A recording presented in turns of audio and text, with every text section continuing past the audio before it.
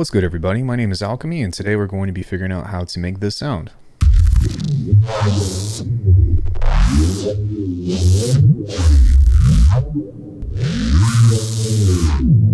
If you're new to the channel, then this is the How to Byte series where I take inspiration from other artists and try to make my own version of their particular signature sounds. And this is not a carbon copy or recreation attempt at their music. I am not Imanu, neither are you, but if you like this sound and we can accept that, this is kind of an interpretation, then there's stuff to be learned. So with that being said, if you guys like this series, do me a favor, like and subscribe to the channel because I've got a lot of content prepared for you and I pretty much try to cover everything regarding neurobass. So yeah, key characteristics of this sound fall into some simple categories that we've talked about before, which is having a detuned respace, a lot of care and meticulous filtering of certain frequencies in order to get the vocal tonality, and then putting that through some distortion and then adding a reverb on top of that under a low pass filter so that way you get the opening and closing and the wideness of the sound. So yeah, let's go ahead and jump into the patch. Okay, so there's a lot of stuff going on here that we're not really going to need to take a look at, but as I turn everything off, let's go ahead and point our focus over towards the generative section. Now, I started with a wavetable. I make all my wavetables from scratch, but you can pretty much use any kind of growl focused wavetable. You just want to make sure that it has some good low end in it. And for whatever reason, if you are making your own wavetables, you can see here that this is the first harmonic. Just make sure that the sub region of that is turned up all the way so that way when you have that detuning, you're going to get some cool movement on the low end. Aside from that, this is pretty much set so that it just goes through some distortion, and then everything after that is going into a multipass because we can kind of turn the rack on or turn it off if we just want it to be regular. There is some detuning and you want to make sure that there's no spread on this because we're trying to keep the bass in mono, at least right now.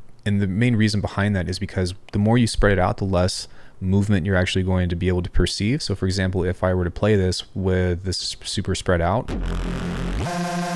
it's still there, but if you turn the spread down and you leave it in mono,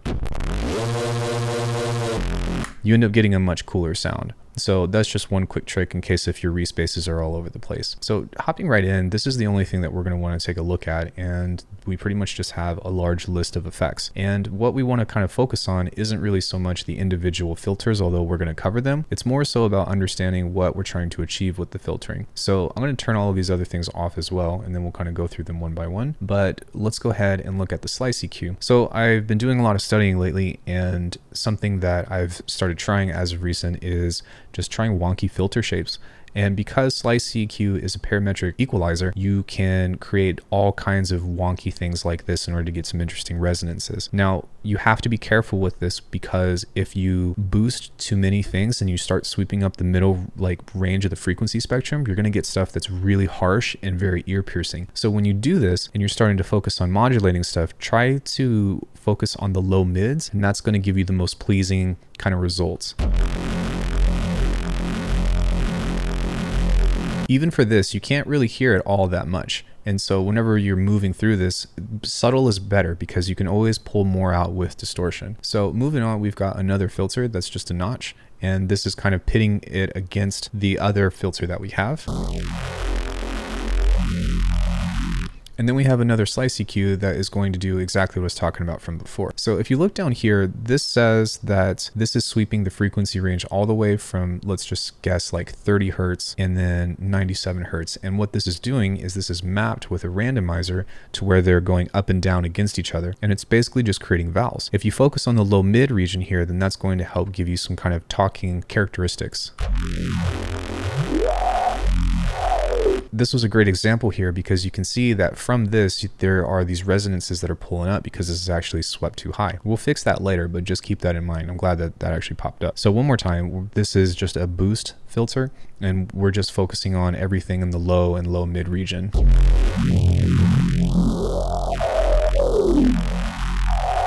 Now, there are also other ways that you can achieve this. You can technically use a formant filter, but a lot of times you have to be careful because it will destroy your low end. So just keep that in mind. The next thing that we're going to come into is just taking a look at the low end. We want to make sure that everything that is 140 hertz and below is in mono. And then because we're only focusing on the low end of this, we can use a high pass filter to try to morph between and cut in some of the lows and cut out some of the lows.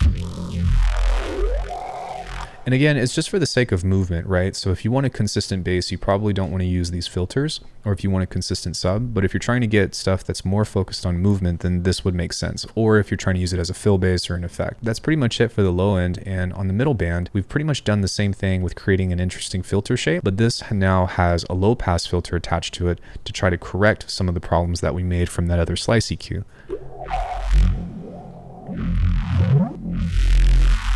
It's still there, but it's not nearly as prominent. So, you know, it's kind of just understanding and listening to what's happening to the sound and then making a proper adjustment. It's very subtle, but again, you're going to hear more of it as it comes through the distortion. So next we have some notch filtering. Again, that's trying to solve the problem that we created with that other EQ.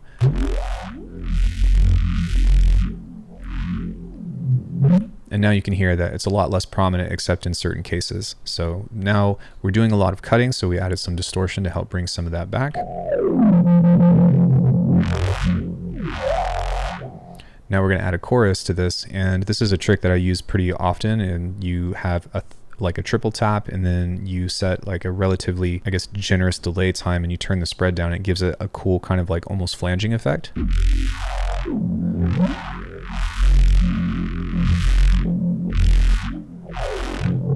And sometimes this can actually help with harsh resonances as well, because it kind of dissipates everything. It's not perfect and it's not like a quick fix, but in certain cases it can help like ease it. So now we have another notch filter, and again, we're just kind of focusing on like, we have cool vocal tones, but we're trying to tackle that resonance problem that I had.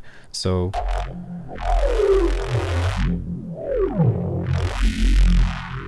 let's go ahead and send it through some reverb now, and then some compression to kind of just control the dynamics.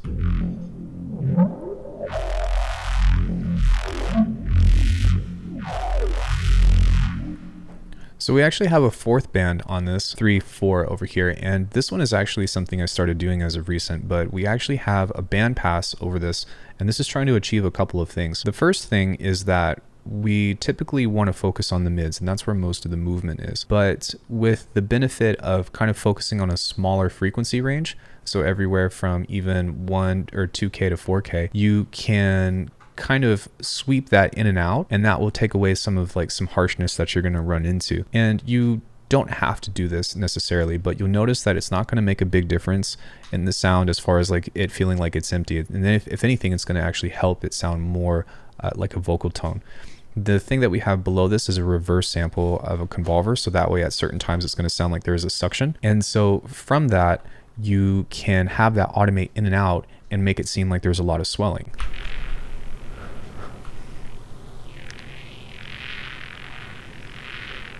It's very difficult to tell right now. It's very subtle, but it will make a difference when we finish up. So the last thing that we have on the high band is just a fat shader, and this gives us some nice, like kind of chunky white noise distortion from the top end.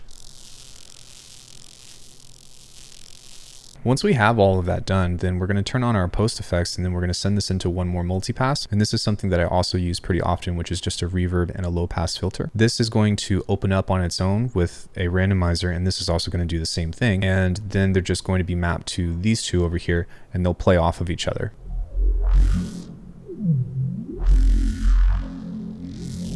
And this is the entire bass playing right now, although it's a little bit more quiet, but you can start to hear that from all the filters and stuff moving, you are getting these interesting kind of tones. So once you have everything that's kind of pushed into that, we're going to turn on another multipass here and push the dynamics up a bit and make sure that the low end is in mono. And then we're just going to push it through a limiter, and that's pretty much it. This other stuff doesn't really matter. Now with the randomizer, what I've done is I've mapped everything to a single macro, and then I've used the randomizers over here. And the reason why I did that is something that I'll explain in a future video, but it allows me to have more control off of not just everything that's in this multipass, but any other multipass that I want to assign it to. Whereas if you are using the modulators in this, you can, but you only have two. So if you want to be able to mix and match stuff more, the short answer is map the things that you want to change to a macro as opposed to using the modulators that are built in multipass. So with all of that, I know that there's some extra stuff on here. Don't worry about that because it's not really important to the sound, but this is what it should sound like.